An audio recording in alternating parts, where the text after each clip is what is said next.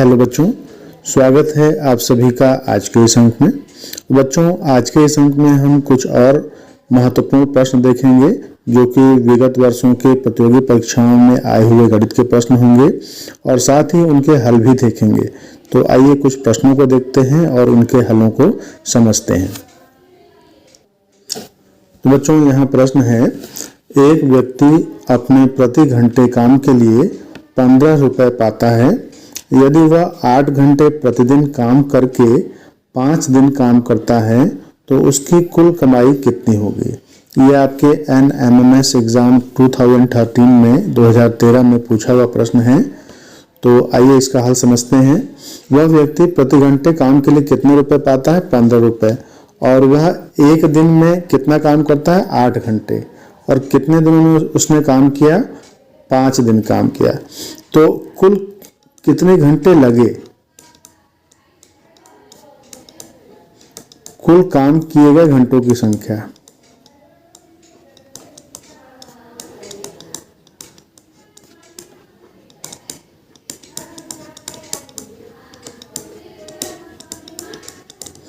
कितने घंटे उसने काम किए? 8 घंटे प्रतिदिन काम करता था और 5 दिनों तक उसने काम किया। तो कितने घंटे हो गए? 8 × 5 = 40 घंटे जो है कुल उसने काम किया। और 1 घंटे के लिए 15 रुपये पाता है। तो कुल कमाई कितनी हो गई?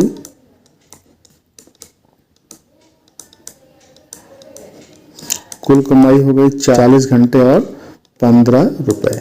ठीक है, तो अब यहाँ गुणा कर लेंगे। 15 × 4 = 60 और 1 0 आ जाएगा 600 रुपये। यानी 5 दिनों में उसकी कुल कितनी कमाई हो गई? 600 रुपये की कमाई हो गई। अगला प्रश्न बच्चों गुणनखंड का है। प्रश्न है 18a² - 27a² का गुणनखंड कीजिए। तो यहाँ 18a² और 27a² में हमें ये देखना होगा कि क्या उभयनिष्ठ है। तो यहाँ a² आपको दोनों पदों में दिखाई पड़ रहा है और 18 और 27 दोनों जो हैं 9 के गुणज हैं। 9 दूना 18 और 9 तिया 27, यानी दोनों में से जो है आप 9 उभयनिष्ठ कर सकते हैं। तो यहाँ से 9a² हमने बाहर कर लिया। यहाँ पर 2 बच गया और यहाँ पर क्या बचा? 3b। तो यहाँ इसे हम और छोटा नहीं कर सकते, यानी इसका जो गुणनखंड होगा बस यही हो जाएगा 9a² × 2 - 3b। अगला प्रश्न बच्चों राष्ट्रीय आय एवं योग्यता आधारित छात्रवृत्ति परीक्षा 2013 में आया हुआ प्रश्न है। प्रश्न इस प्रकार है कि अमित के वेतन में 20% की वृद्धि हुई। यदि उसका नया वेतन 15,300 रुपये है तो वृद्धि के पूर्व उसका वेतन क्या था। तो यह हम मान लेंगे कि माना उसका वेतन क्या था? x रुपये था। माना अमित का वेतन x था। हमने मान लिया कि अमित का वेतन कितना था? x रुपये था। अब x में कितनी वृद्धि हुई? x के ही 20% की वृद्धि हुई, यानी x + x का 20%। और नया वेतन कितना हो गया? 15,300 रुपये। तो यहाँ एक समीकरण का रूप बन गया। इसे ही हल करके हमें x का मान निकाल लेना है। तो x + x × 20/100, 20% का मतलब हो जाता है 20/100 बराबर हो गया 15,300। तो यहाँ पर आप सरल कर लेंगे 20/2500 यानी x + x/5। ठीक है, बराबर हो गया 15,300। अब यहाँ से एलसीएम दे करके हल करेंगे तो ये 6/5 x आ जाता है, बराबर मिल गया 15,300। अब x का मान जब हम निकालेंगे तो 15,300 और ये जो है ये राशि 6/5 दाईं ओर आकर के पलट जाएगी, यानी अंश का हर और हर का अंश हो जाएगा 5/6। अब इसे सरल कर लें तो 6 दूना 12, 3 बचेगा, 6 × 5 = 30, फिर से 3 बचा, 6 × 5 = 30 और 1 0। ठीक है, तो यहाँ पर x का मान क्या मिल गया? 2,550 × 5। अब 5 का गुणा कर दीजिए। 5 × 0 0, 5 × 5 = 25, 5 × 5 = 25 और 2 27, फिर 5 दूना 10 और 2 12। यानी वेतन बढ़ने से पहले अमित का वेतन कितना था? 12,750 रुपये था। अगला प्रश्न बच्चों राष्ट्रीय आय एवं योग्यता आधारित छात्रवृत्ति परीक्षा 2013 का आया हुआ प्रश्न है। प्रश्न है कि दो संख्याओं का अनुपात 8 और 3 है।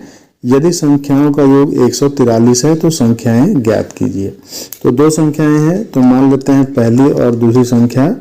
अनुपात के आधार पर पहली संख्या को हम 8x मान लेते हैं और दूसरी संख्या को 3x। तो प्रश्न में कहा गया कि दोनों का योगफल यानी 8x प्लस 3x मिला करके कितना हो जाता है 143। तो अब यहाँ से हमें पहले x को ज्ञात कर लेना है। तो 8 और 3 11x हो गया, 11x बराबर 143। तो x बराबर क्या हो जाएगा 143 बटे 11, 11 एकम 11, 11 तियां 33। तो x जो हो गया आपका 13 हो गया, इसलिए पहली संख्या क्या हो गई 8 गुणे 13 यानी 13 अठे 104। पहली संख्या 104। दूसरी संख्या क्या हो जाएगी, दूसरी आपकी 3x थी यानी 3 गुणे 13, तो 13 तियां 39, 39। तो यहाँ दोनों संख्याएं आपको प्राप्त हो गई 104 और 39। तो बच्चों अगला प्रश्न NMMS एग्जाम 2013 में पूछा हुआ प्रश्न है, आइए इसे देखते हैं। एक दुकानदार 75 रुपये प्रति साड़ी की दर से 4 दर्जन साड़ियाँ बेचकर 96 रुपये लाभ पाता है, तो एक साड़ी का क्रय मूल्य क्या होगा। ठीक है, तो यहाँ पर दुकानदार ने साड़ी कितने रुपए की बेची 75 रुपए की, और कितनी साड़ियाँ बेची 4 दर्जन। ठीक है, तो 4 दर्जन साड़ियों का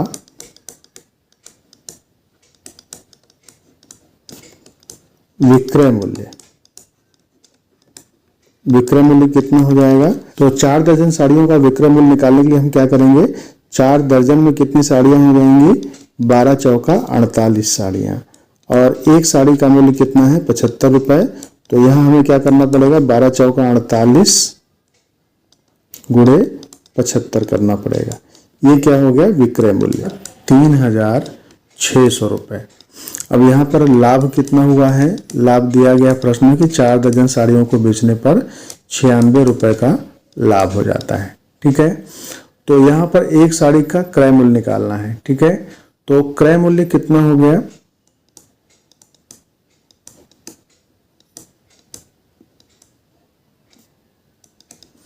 विक्रय मूल्य 3600 रुपये था,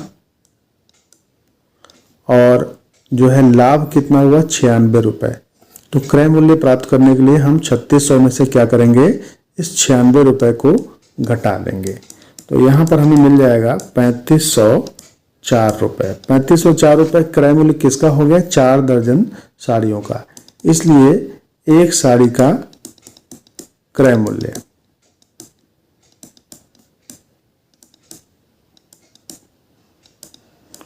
ये जो आएगा 3504 में हमें भाग देना पड़ेगा कितने से 48 से। ठीक है, 4 दर्जन साड़ियां हैं तो 12 चौका 48, 48 से इसे हम भाग देंगे 48 से, तो ये कटेगा 73 बार में, यानी एक साड़ी का क्रय मूल्य कितना हो गया 73 रुपये प्राप्त हो गया।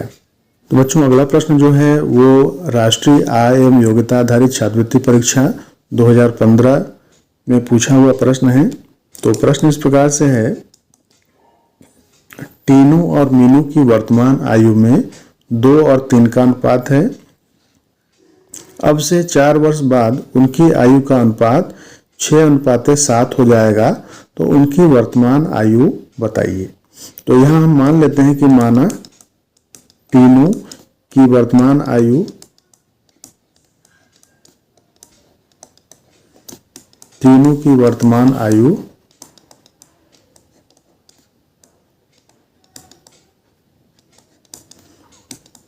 यहाँ अनुपात दिया गया है 2 और 3 का, तो हम टीनू का जो है 2x मान लेते हैं, और मीनू का जो है वर्तमान कितना हो जाएगा, इसी अनुपात के आधार पर 3x हो जाएगा। ठीक है, अब 4 वर्ष बाद टीनू की जो आयु होगी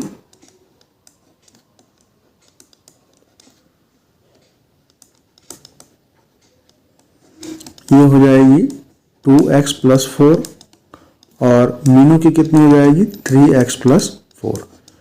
तो तीनों की आयु में हमने 4 जोड़ दिया और यहाँ पर मीनू की आयु में 4 जोड़ दिया। इनका अनुपात कितना हो जा रहा है, ये 2x + 4 अपॉन 3x + 4 इसका मान हो जा रहा है 6/7। 6 और 7 का अनुपात दिया गया है।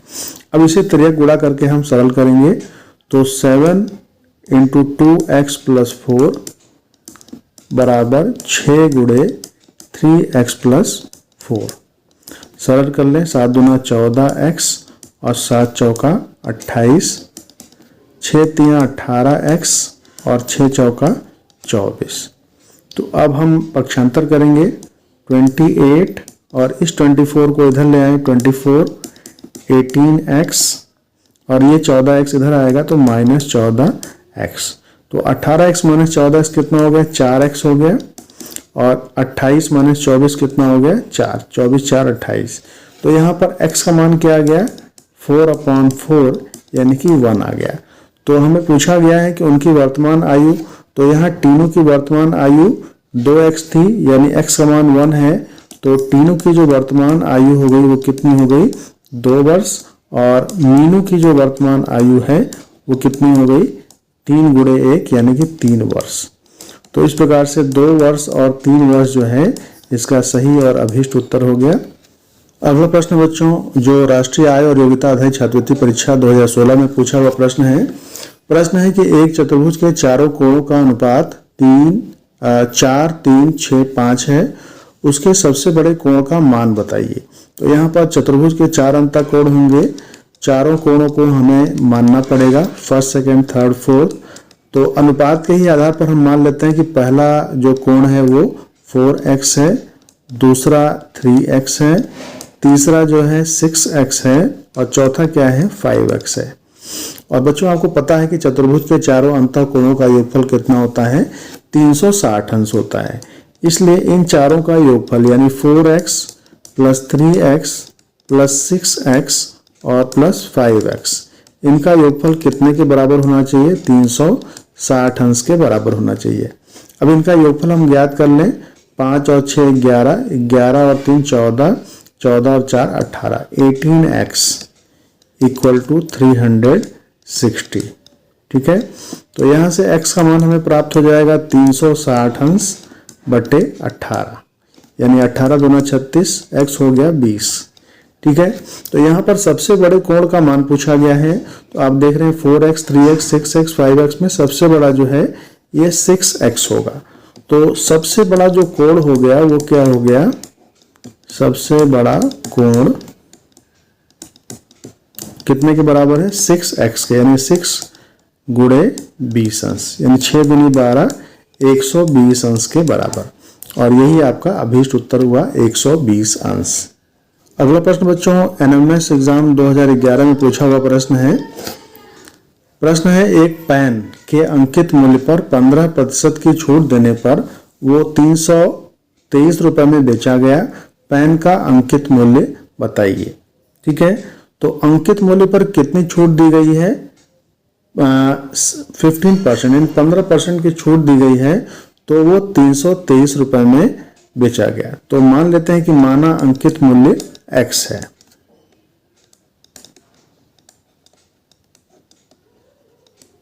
अब 15% की छूट देने पे यानी जो x का 15% लेस करके यानी 85% जो आएगा, 85% जो आएगा वो 323 के बराबर होगा।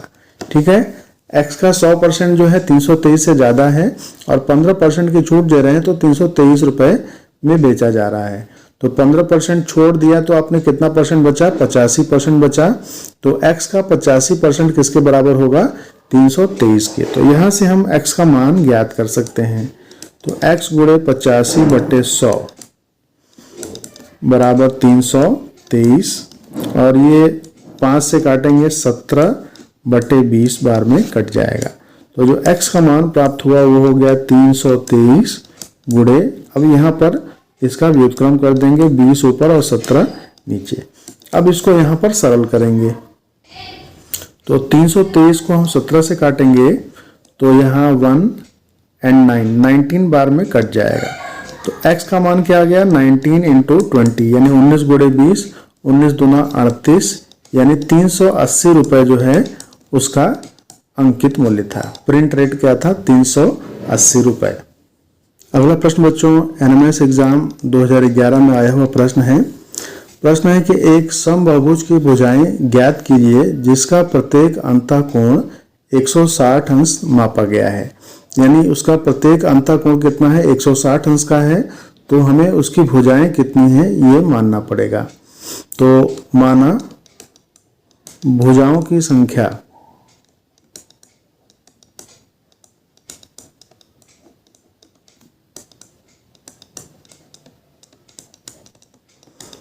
n हमने मान लिया। तो यहाँ एक सूत्र होता है कि प्रत्येक अंतःकोण निकालने के लिए हम क्या करते हैं, n-2 अपॉन n गुणे 180, और यही किसके बराबर होता है, प्रत्येक अंतःकोण के बराबर होता है। ठीक है, तो यहाँ से n हमारी जो है भुजाओं की संख्या है। तो इस तरीके से अब क्या करेंगे, हम इसे एक समीकरण के रूप में बदलेंगे। तो n-2 अपॉन n बराबर 160 बटे 180 हो जाएगा। यहाँ से 0 0 आपने कैंसिल कर दिया, 2 8 16, 2 9 18, 8 बटे 9 हो गया। अब तिर्यक गुणा कर लें, तो 9 गुणे n-2 बराबर हो जाएगा 8n। सरल करेंगे, 9n माइनस 9 दूना 18 बराबर 8n, 9n। अब इसे आप पक्षांतर कर लें, माइनस 8n हो जाएगा, और 18 को इधर पक्षांतर करेंगे तो प्लस 18। 9n माइनस 8n, केवल n बचा, और n कितना आ गया, 18 आ गया। यानी वहाँ भुजाओं की संख्या कितनी है, 18। तो वह बहुभुज कितनी भुजाओं वाला है, 18 भुजाओं वाला समबाहुभुज है। यही आपका अभीष्ट उत्तर हुआ। अगला प्रश्न भी बच्चों एनएमएस एग्जाम 2011 में आया हुआ प्रश्न है। प्रश्न है कि उस वृत्त का क्षेत्रफल वर्ग मीटर में क्या होगा। यहाँ वर्ग होगा, वर्ग मीटर में क्या होगा जिसकी परिधि 880 सेंटीमीटर है। तो यहाँ परिधि दी गई है, वृत्त की परिधि हमें प्राप्त है और वृत्त का क्षेत्रफल हमें ज्ञात करना है। परिधि कितनी है, 880 सेंटीमीटर। परिधि का सूत्र होता है 2 पाई r। तो यहाँ से 2 पाई r बराबर क्या मिल गया, 880। r का मान हम निकाल लें, तो 880 बटे 2 पाई, पाई का मान 22 बटे 7, 7 ऊपर आ जाएगा। सरल कर लें तो 22 चौका 88 और 1 0 40 आ जाएगा। फिर 40 को 2 से भाग देंगे तो 20 मिल गया, यानी 7 दूना 14, r आ गया 140 सेंटीमीटर। ठीक है, अब वृत्त का क्षेत्रफल, क्षेत्रफल का फार्मूला होता है पाई r स्क्वायर।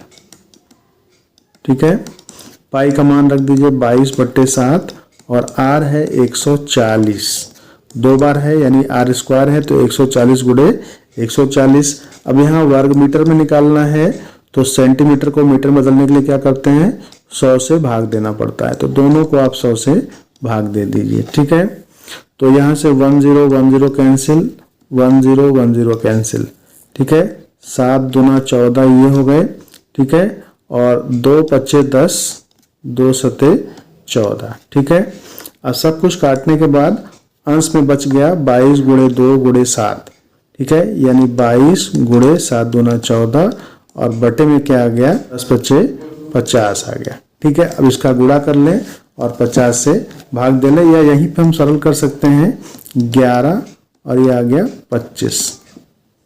ठीक है, तो 11 गुणे 14 हम कर लेंगे और फिर भाग देंगे 25 से। करने पर आपको मिलेगा 154 और इसे हमें भाग देना है 25 से 25। भाग देने पर हमें प्राप्त हो जाएगा 6.16 मीटर स्क्वायर।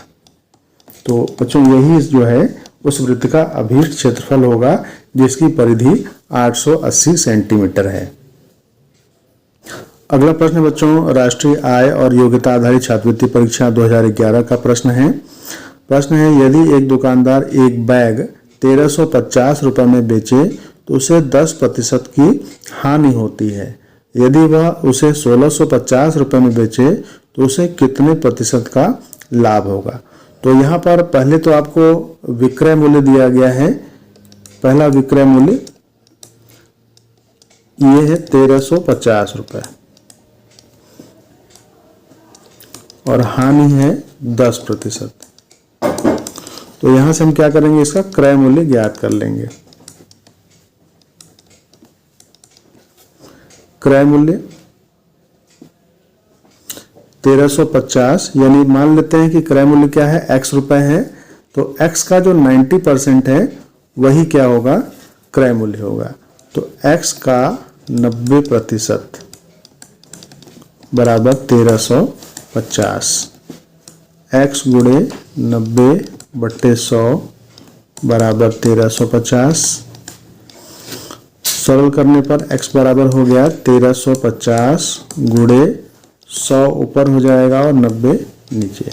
अब इसे सरल कर लेंगे, 1 0 से 1 0 काट दिया। अब ये जो है 9 से कट जाएगा, 9 एकम 9, 9 एकम 9 और 9 पचे 45, 15 गुणे 100 यानी 1500 रुपये जो है उसका क्रय मूल्य था।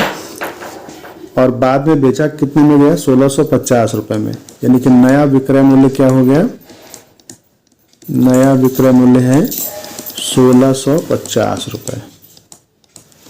तो लाभ कितना हो गया, लाभ हो गया 1610 बराबर 150 रुपये का लाभ हो गया। अब लाभ का प्रतिशत हम निकाल लेंगे, लाभ प्रतिशत बराबर लाभ बट्टे क्रय मूल्य गुणे 100। तो लाभ आपका 150 है, क्रय मूल्य 1500 है और गुणे 100। तो 150 दहा में 1500 और 10 दहा में 100, यानी लाभ का प्रतिशत हो गया 10%। और यही आपका अभीष्ट उत्तर हो गया 10%। तो इस प्रकार से बच्चों कुछ आपने प्रश्न देखे जो राष्ट्रीय आय और योग्यता आधारित छात्रवृत्ति परीक्षा में विगत वर्षों में आए हुए प्रश्न थे। तो आशा है कि बताए हुए सभी प्रश्न आपको अच्छे से समझ में आए होंगे। मिलते हैं अगले वीडियो में कुछ और नए प्रश्नों के साथ जो कि विभिन्न प्रतियोगी परीक्षाओं में आए हुए प्रश्न होंगे। तब तक आप बने रहिए, देखते रहिए। धन्यवाद।